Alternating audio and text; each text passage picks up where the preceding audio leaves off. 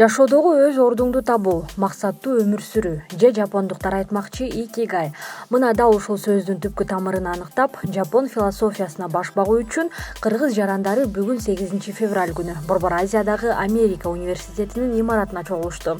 Белгилүү болгондой, жапон эли аталган түшүнүккө абдан чоң маани берип, ички жан дүйнө менен сырткы чөйрөнүн бири-бирине дал келишин көздөшөт. Алар үчүн жасап жаткан жумуштун, күнүмдүк тиричиликтин, үй-бүлөнүн ортосундагы тең салмактуулуктун болуусу шарт. Жасаган иштен рахат алуу, ар дайым жаңы максатка умтулуу көнүмүш адат. Бүгүнкү иш-чараны уюштурган Жайка уюмунун өкүлдөрү төмөнкүлөргө токтолуп өтүштү. 素晴らしいイベントだと思っています。 Бүгүнкү икигай иш-чарасы кыргыз жарандары үчүн аталган түшүнүк тууралуу толук маалымат алууга өбөлгө түзөт. Менин оюмча, ар бир адамдын икигай түшүнүгү анын жашоосу бүткөнчө алмашып турушу мүмкүн. Мисалы, башында ал үчүн бакыттын формуласы окуу болсо, андан кийин үй-бүлө же жумуш болот. Башкача айтканда, өмүр бою бир икигай болушу мүмкүн эмес.